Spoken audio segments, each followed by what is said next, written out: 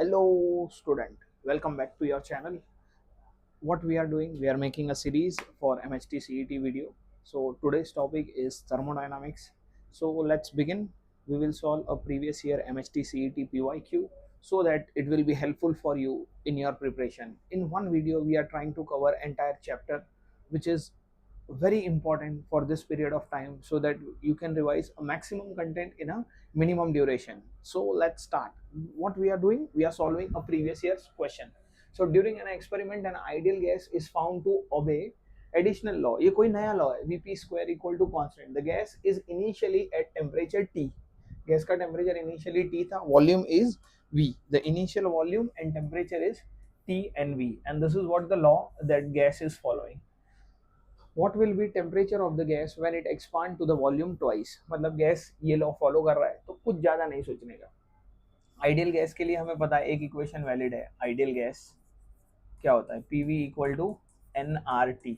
देखो ये पूरे सीरीज में ना आपके न्यूमेरिकल सॉल्विंग एबिलिटी बढ़ाना, यही मेन पर्पस है उसके पीछे का, क्योंकि सीईटी में वही चाहिए. P V equal to n R T ideal gas है, हमें ये इक्वेशन दे रखा है. Vp square is equal to constant. हमें क्या चाहिए?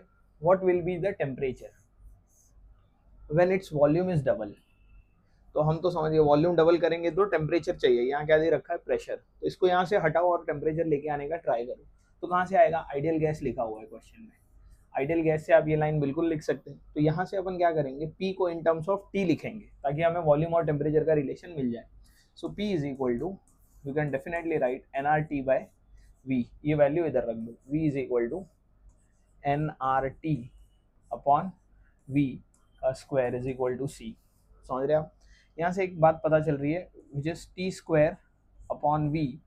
ये V का स्क्वायर बनेगा, एक चलेगा. सो n square R square is what? Constant. ये बात अपने को यहाँ पकड़ लेनी है, ठीक है. यहीं से अपना क्वेश्चन सॉल्व होगा. This is what? A constant.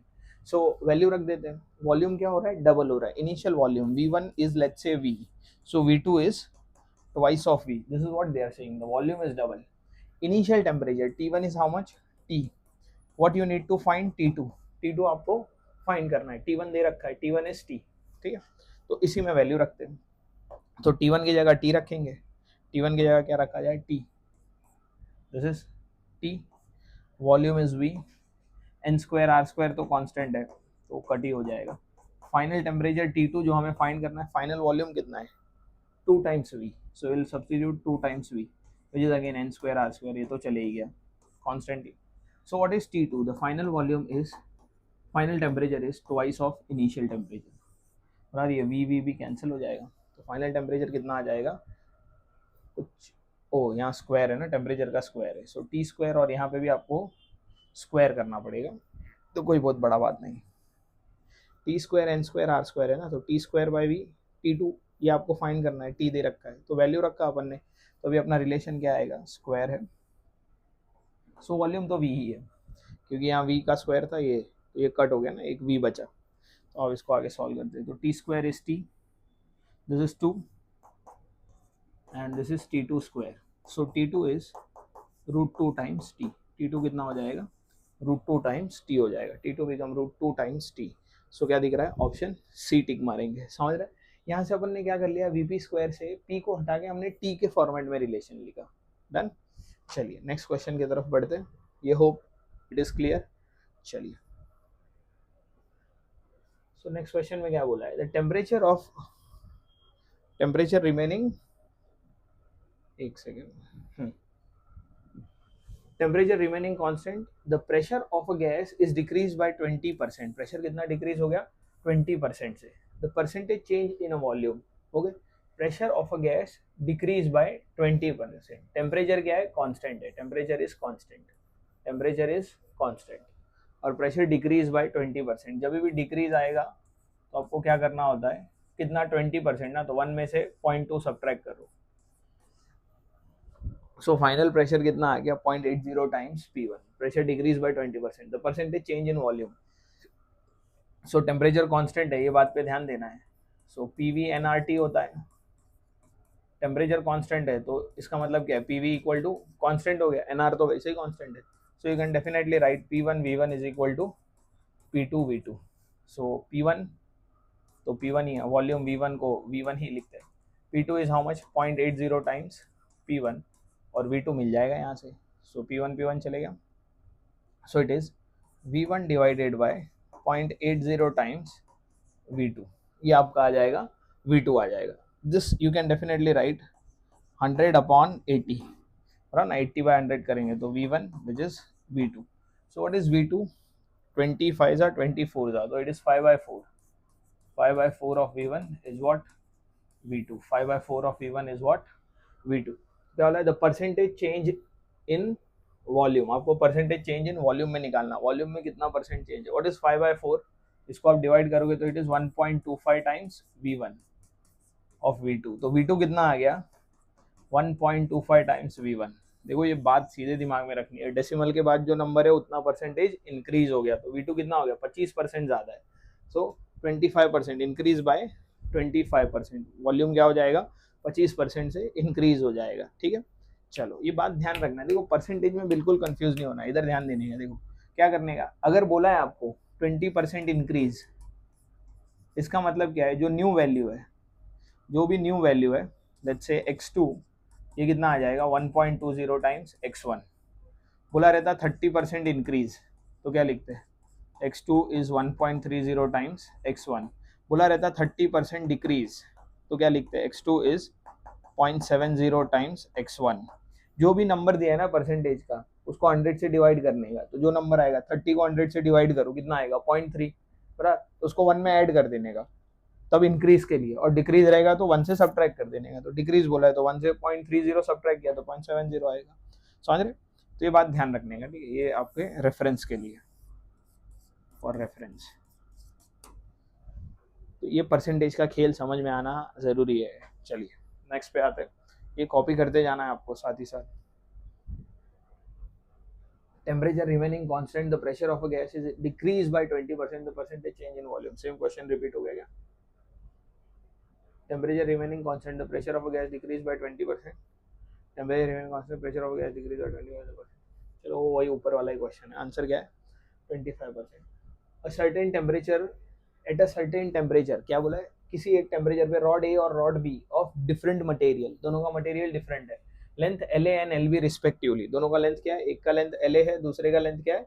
L B. L A and L B is respectively the coefficient of linear expansion भी दे रखा है, alpha A alpha B. Find क्या करना है अपने को? अपने को फाइंड क्या करना है? देखो it is observe that the difference between their length remain constant, उनके बीच का जो लेंथ का डिफरेंस है वो कांस्टेंट रहना चाहिए। The ratio of L A upon L B. Question समझ लो, ये लाइन को समझना है। इसका मतलब क्या है? Difference between their length remain constant, difference between their length remain constant मतलब अगर कोई रॉड है, let's say this is 100 centimetre और ये दूसरा रॉड है 80 सेंटीमीटर का, अभी इनके बीच का लेंथ का डिफरेंस कितना है? 20।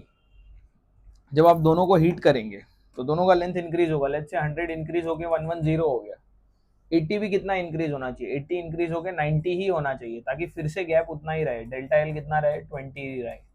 आप समझ रहे क्या? ये बात हमेशा ध्यान रखनी है। ये जो बोला है ना, difference between their length remain constant, उनके लेंथ के, उनके बीच का जो लेंथ का डिफरेंस है, पहले ये डिफरेंस 80 था, बाद में भी उतना ही रहना चाहिए, सॉरी पहले डिफरेंस 20 था तो बाद में भी 20 ही रहना चाहिए, डिफरेंस चेंज नहीं होना चाहिए। तो उसके लिए हमें क्या करना है? अगर आप ध्यान दो तो दोनों रॉड का लेंथ सेम चेंज हुआ, इंडिविजुअल रॉड का जो चेंज इन लेंथ है, let's say this is rod 2, this is 1, so delta L1 और डेल्टा L2 दोनों सेम है। तो आओ क्वेश्चन पे आते हैं, ये तो आपके समझने के लिए बताया। डेल्टा L1 इक्वल टू क्या होना चाहिए? डेल्टा L2, तभी दोनों के बीच का लेंथ का डिफरेंस सेम रहेगा। समझ में आ रहा है? तो दोनों इंडिविजुअल रॉड का जो चेंज इन लेंथ है that must be equal, so you can write L1 alpha 1 delta T which is equal to L2 alpha 2 delta T। अब वो लोग ने 1 और 2 नहीं बोला है, A और B बोला है, तो 1 मतलब A हो गया, 1 represent A and B represent 2 represent B, तो डेल्टा T सेम है, चले जाएगा। आपको क्या बोला है? LA अपॉन LB यानी L1 अपॉन L2 क्या आएगा? Alpha 2 upon alpha 1, so which is nothing but LA upon LB is alpha B upon alpha A। और 1 मतलब A, 2 मतलब B. What is 2? 2 means B. तो ये रेशियो आ गया अल्फा बी बाय अल्फा ए. ठीक है, चलो टिक मारते हैं इसको भेजो भाई.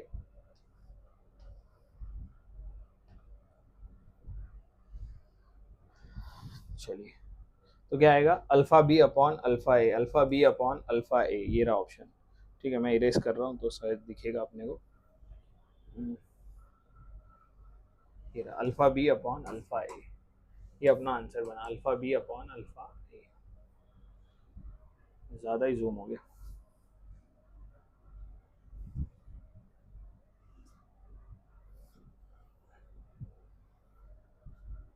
हाँ, समझ रहे क्या करना है. चलिए नेक्स्ट पे आते हैं. अल्फा बी अपॉन अल्फा ए. इसमें क्या बोला है? Mono atomic ideal gas. कैसा गैस है? Mono atomic ideal gas is heated at a constant pressure. कैसे हीट कर रहे हैं? कांस्टेंट प्रेशर पे हीट कर रहे हैं अपन. Mono atomic ideal gas heated at a constant pressure. It is heated at a constant pressure. The percentage of total heat used in changing the internal energy is. देखो ये letter important है. Constant pressure. Constant pressure पे जो heat होता है वो होता है NCP delta T. This you can write only for constant pressure. फिर जो वर्क डन होता है, work done is NR delta T और internal energy is NCV delta T. For any process, किसी भी प्रोसेस के लिए आप ये लिख सकते हैं फॉर एनी प्रोसेस, जबकि ये दो लाइन सिर्फ for constant pressure. For constant pressure, अगर कांस्टेंट प्रेशर रहेगा तो ही आप Q और W को ये लिख सकते हैं. और डेल्टा यू तो आप किसी भी प्रोसेस के लिए लिख सकते हैं. Q और W कैसा है? पाथ फंक्शन है, जबकि delta U is a state function. तो आओ इसी पे आगे बढ़ते हैं. Q is equal to W plus delta U. ये क्या है? First law of thermodynamics. Q is equal to W plus delta U. हमें क्या चाहिए? The percentage of total heat use in changing the internal energy. जो total heat supply है उसका कितना परसेंट इंटरनल एनर्जी को चेंज करने में यूज हो गया. तो आप इस बात को बिल्कुल समझ सकते हैं. इस इक्वेशन को आप डेल्टा क्यू से डिवाइड कर दो, क्योंकि आपको क्या फाइंड करना है? Percentage of total heat used to change increase the internal energy, means you need to find delta U upon Q.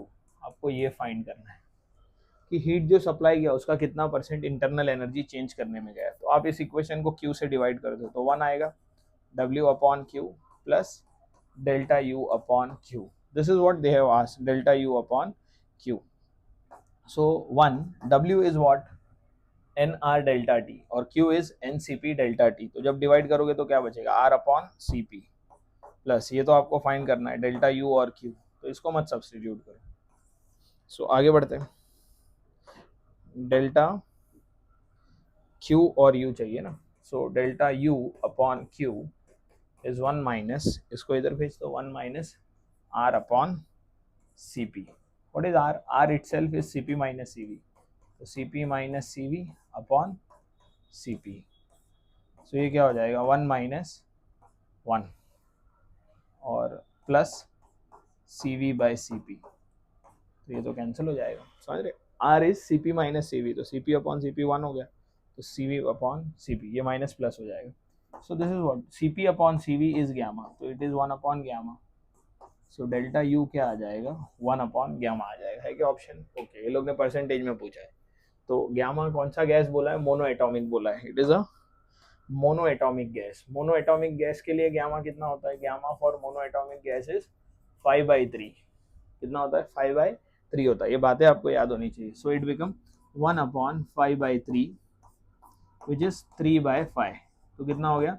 60.60 आएगा ना. 0.60, 3/5 इज 0.60, तो कितना आएगा? 60% आएगा. 60%. So it is 0.60 which is 60%. ये बात ध्यान रखनी है. कांस्टेंट प्रेशर के लिए क्या होता है, Q और W क्या होता है, ये आपको अच्छे से दिमाग में होना जरूरी है. चलिए, मोनो एटॉमिक के लिए गैमा ये होता है. डाई एटॉमिक के लिए क्या होता है? कैसे लिखते हैं? गैमा का फॉर्मूला क्या है? 1+2/f. ये गैमा का फॉर्मूला है. F is 5 for di atomic, F is 3 for mono atomic, तो इट बिकम 7/5. पॉली एटॉमिक रहेगा तो 6 लिखते हैं. ठीक है, चलिए. The ratio of specific heat Cp by Cv is gamma in terms of degree of freedom m। अभी अभी जो बताया क्या आएगा, डिग्री ऑफ फ्रीडम के टर्म्स में क्या आता है, ratio of specific heat, ratio of specific heat होगा 1+2/f, gamma is 1+2/f, f की जगह वो लोग ने n लिखा है, n, this is what degree of freedom, so 1+2/n, ये बनेगा ऑप्शन बी बनेगा। ठीक है, ये बात ध्यान रखिए, अगर मोनो एटॉमिक बोला है तो f की जगह 3 रखने का, f की जगह 5, f की जगह 6 for mono atomic, for diatomic और ये पॉली एटॉमिक के लिए जो भी क्वेश्चन में लिखा रहेगा ध्यान देने का, मोनो एटॉमिक है, डाई एटॉमिक है, पॉली एटॉमिक है, उस हिसाब से वैल्यू रखेंगे, आपका क्या आ जाएगा, आंसर आ जाएगा। चलिए नेक्स्ट पे आओ। Assuming the expression for the pressure exerted by gas it can be shown that pressure is, क्या पूछ रहा है सवाल समझते हैं। एक प्रेशर का एक्सप्रेशन होता है, प्रेशर इज इक्वल टू हम लिखते हैं 1/3 density into V R M S square, density into VRMS square. What is density? Density is mass upon volume. This V is a volume, mass upon volume, and this is V square RMS. तो आप अगर इसको 2 से multiply divide करेंगे तो it become 2/3 and 1/2 of m V square RMS into 1 upon volume as it is.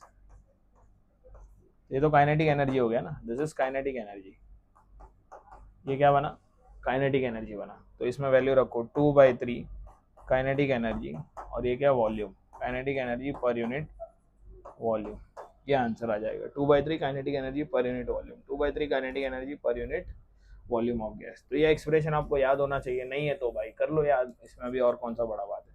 P pressure है, density है, ये क्या है, रूट मीन स्क्वायर वेलोसिटी है ना। चलिए नेक्स्ट पे चलते हैं, पढ़ते जाना है भाई, ज़्यादा नहीं सोचने का।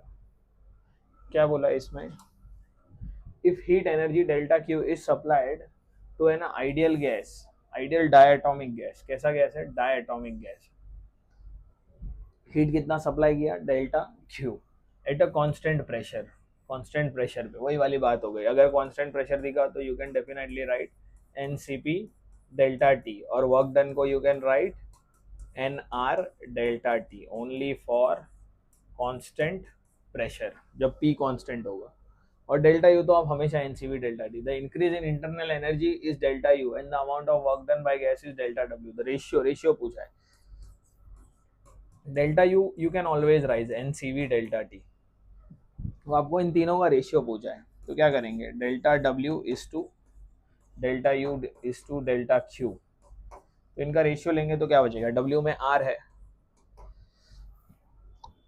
यू में सीवी है, और यहाँ क्या है, सीपी है, आर सीवी और सीपी, तो ये बातें दिमाग में रखें, आगे बढ़ते हैं।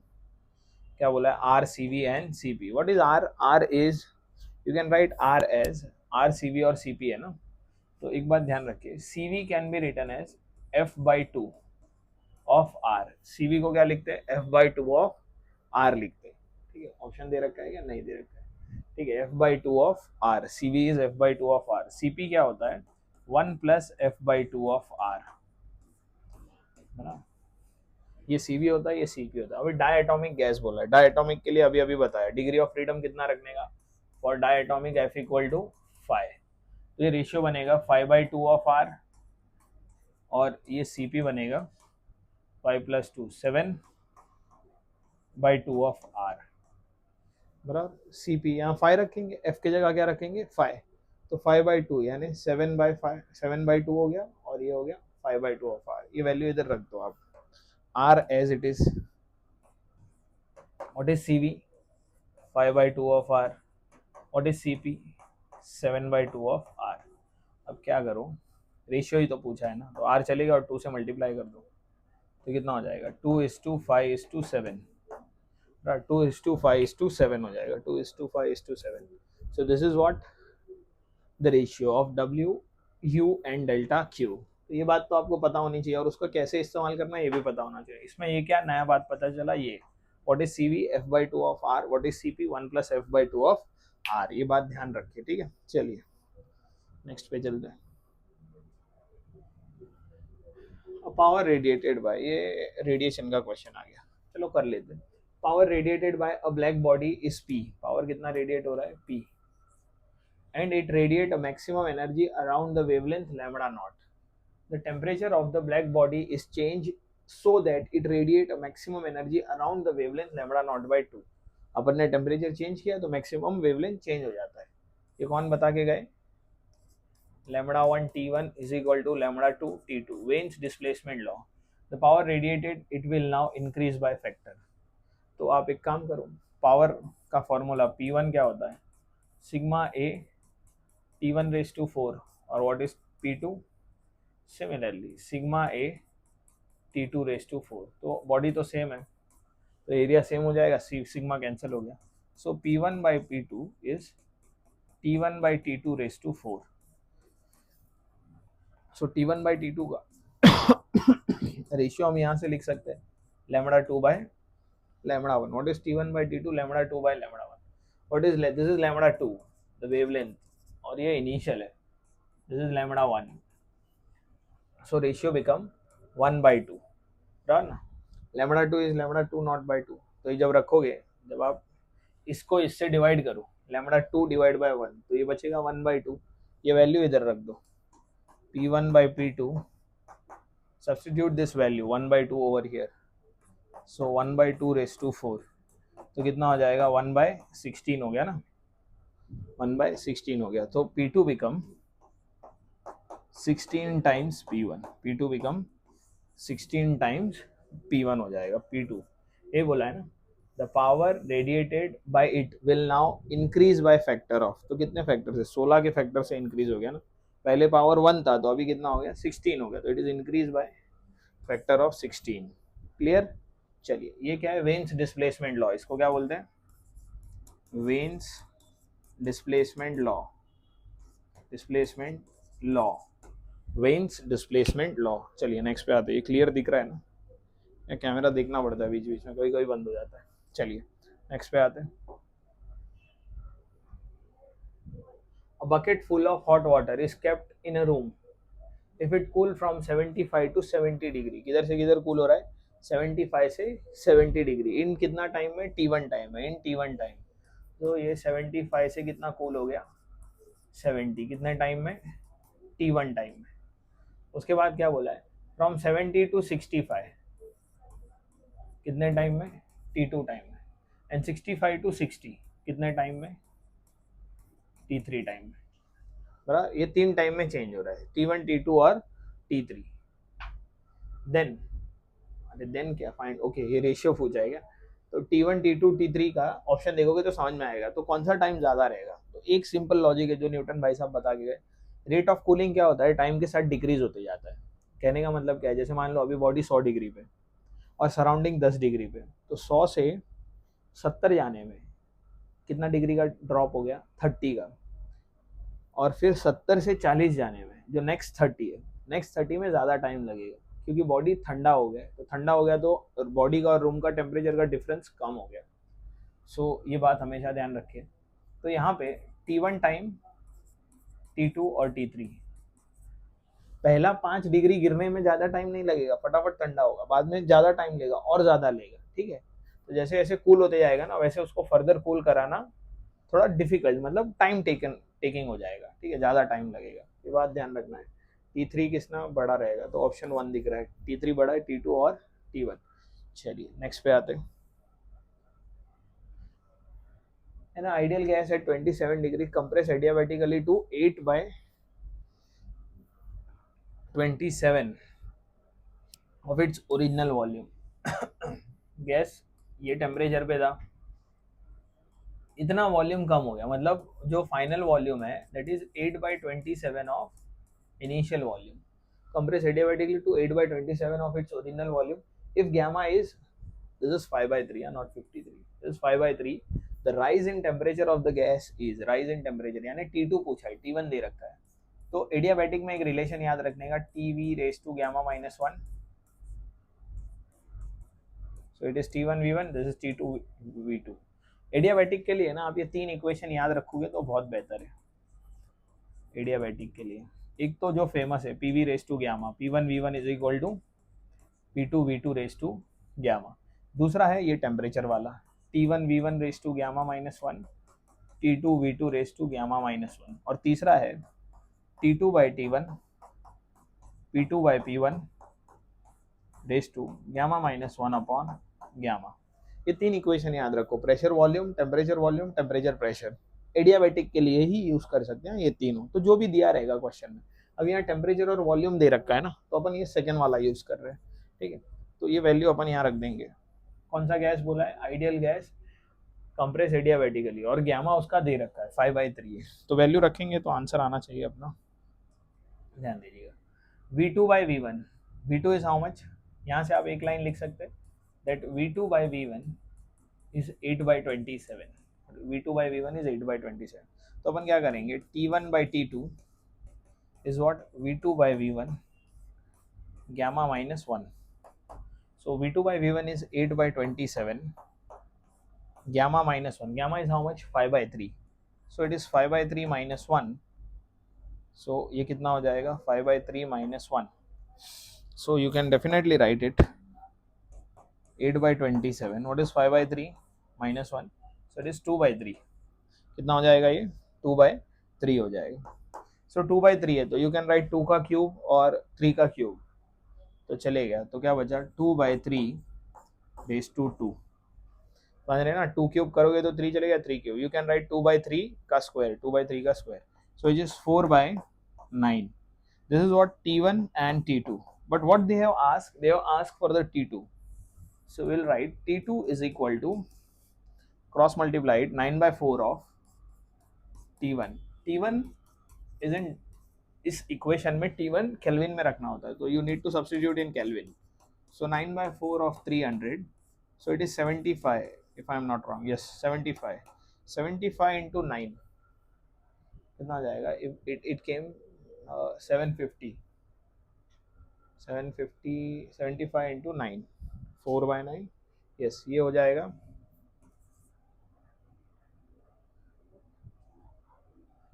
कितना हो जाएगा ये, 675 केल्विन हो जाएगा। सो T2 इज 675 केल्विन आना चाहिए, T2 is 675 Kelvin। कुछ गड़बड़ है क्या? T2 is okay, they have asked for the rise in temperature। देखो यही सब अच्छे से सवाल पढ़ना होता है, the rise in temperature, ये टेम्परेचर कितना राइज हो रहा है, तो फाइनल टेम्परेचर कितना आ गया 675, ओरिजिनल कितना था 300, so how much it has rise, so rise is T2 minus T1 which is 375 Kelvin, so rise in temperature is 375 kelvin, ठीक है। क्वेश्चन ऐसे पढ़ना है, बाकी ये बातें बिल्कुल याद रखें। देखो हर क्वेश्चन में कुछ ना कुछ सीखने मिल रहा है। अब ये क्वेश्चन में ये पता चला, तो हर क्वेश्चन में कुछ ना कुछ इन्फॉर्मेशन आ रहा है। इसके पहले वाले क्वेश्चन में CV CF CP पता चला, F/2 होता है, 1 + F/2 होता है, बराबर ना, जो रेशियो निकाला। उसके पहले जो डेल्टा U कांस्टेंट प्रेशर के लिए क्या लिख सकते हैं, और W कांस्टेंट प्रेशर प्रोसेस में क्या लिख सकते हैं, तो ये इन्फॉर्मेशन कैप्चर करते जाना है, ठीक है। चलिए आगे बढ़ते हैं। A sheet of steel is 40 centimeter long and 5 centimeter broad, कितना है, 40 centimeter long, 0 degree Celsius। The surface area of the sheet is increased by 1.4 centimeter square at 100 degree Celsius। The coefficient of linear expansion of a steel, ध्यान देना, linear expansion किसका पूछा है, steel का पूछा है। The coefficient of the alpha they have asked, coefficient of linear expansion of steel। so steel sheet 40 centimetre और 5, यानी ओरिजिनल एरिया कितना है, 40 और 5 को मल्टीप्लाई करेंगे तो 200 आ जाएगा, 45 का 200 स्क्वायर सेंटीमीटर, 40 into 5 200 हो गया centimetre square at 0 degree Celsius, मतलब T1 कितना था 0 degree. The surface of the sheet is increase by 1.4 centimetre square, तो इंक्रीज हो गया, कितना हो गया 1.4 सेंटीमीटर स्क्वायर हो गया। कब, when temperature is 100 degree Celsius. So आपको अल्फा पूछा है, कोएफिशिएंट ऑफ लीनियर एक्सपांशन। एक होता है कोएफिशिएंट ऑफ एरियल एक्सपांशन, जिसको बीटा लिखते हैं, which is delta A by A delta T, ये होता है, ठीक है। बीटा और अल्फा में क्या रिलेशन है, alpha is beta by 2, alpha is how much, beta upon 2, तो बीटा की जगह you can definitely right 2 times alpha, what is beta, 2 times alpha, 2 times alpha. Delta A, area कितना चेंज हुआ, change in area is 0.4 ना, increase by, okay, this is already change in area, not the final area, so area increased by 1.4, so change in area is 1.4, delta A is 1.4 centimeter square, original 200 था, increase हो गया 1.4 हो गया, so they are directly given delta 1.4, रहने दो centimetre में कोई change नहीं आएगा, 1.4 नीचे ओरिजिनल एरिया विच इज 200 और change in temperature is 100, so you will get the alpha 1.4 divided by this is what, 2 से 2 मल्टीप्लाई होगा तो ये कितना हो जाएगा 4 इंटू 10⁻⁴, दो ये 4 जीरो हो गया, तो ये कितना होता है 2 जा तो 7/2 which is 3.5, so 3.5 which is 0.35 आ जाएगा इंटू 10⁻⁻⁴।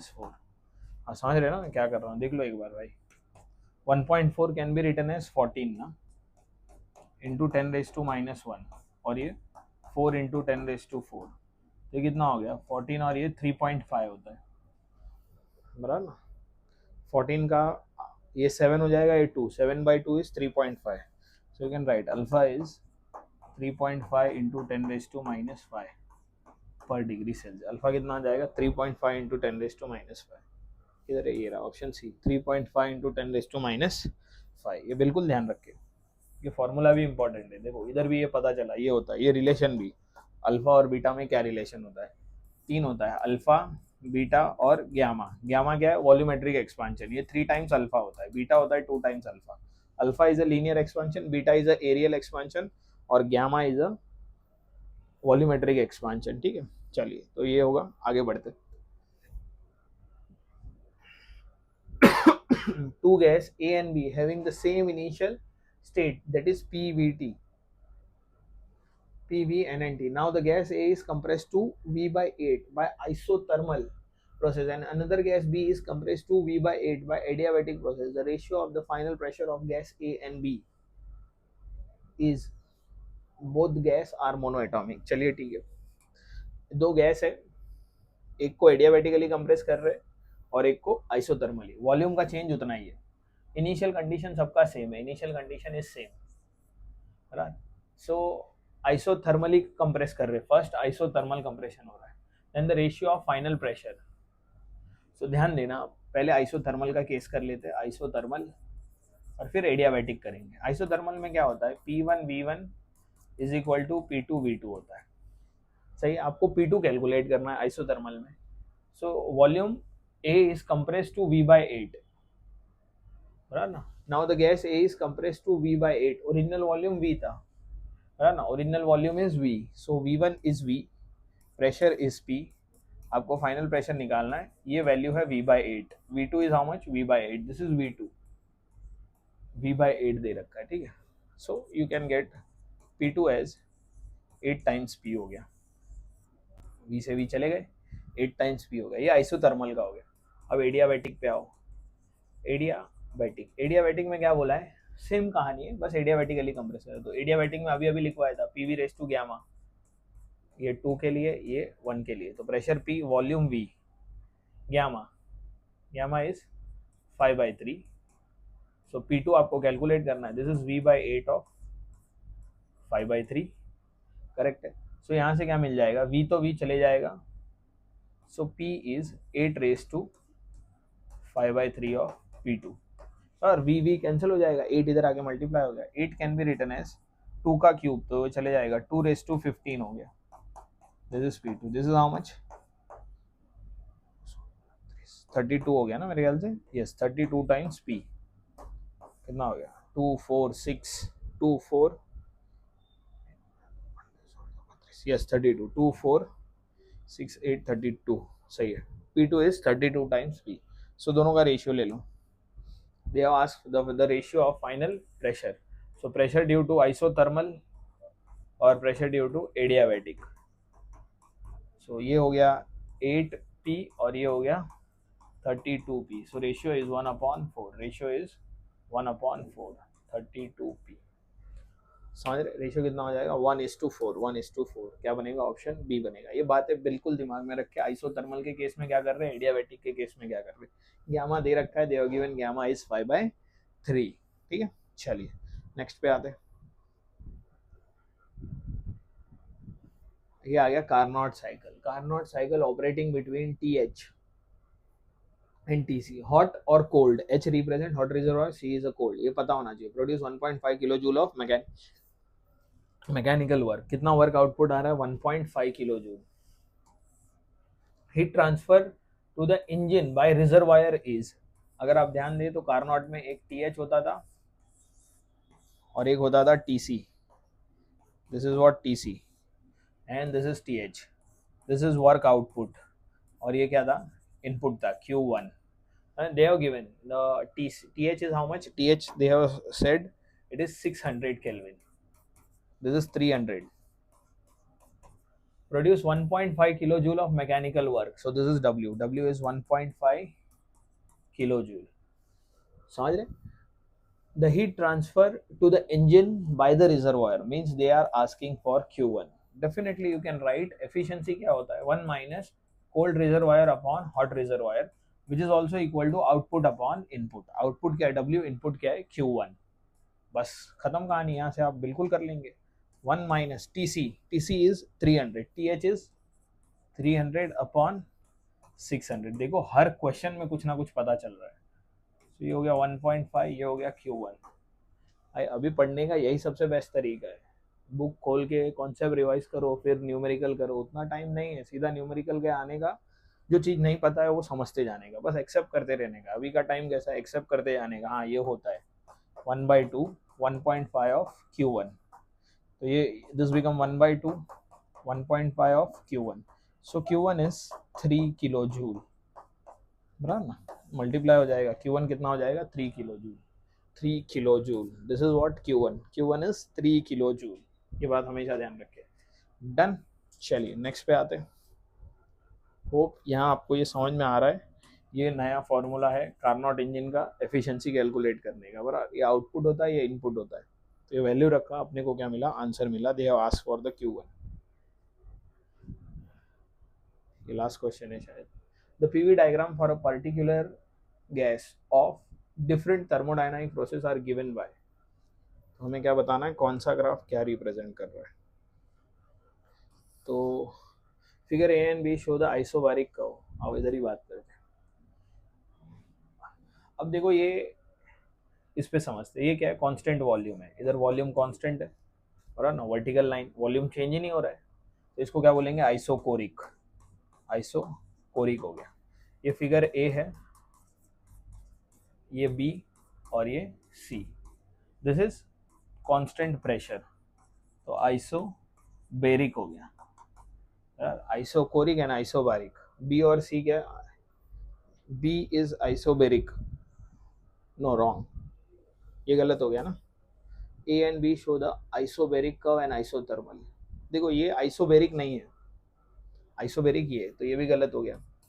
अभी ये लोग ने तीसरा सिर्फ आइसोथर्मल का नाम दिया, देखो यहाँ लिखा होना चाहिए कि ये रेक्टेंगुलर हाइपरबोला है, ये क्या होता है, रेक्टेंगुलर हाइपरबोला, तो हम इसको बोल सकते हैं कैसा कर्व है, ये आइसोथर्मल है, आइसोथर्मल।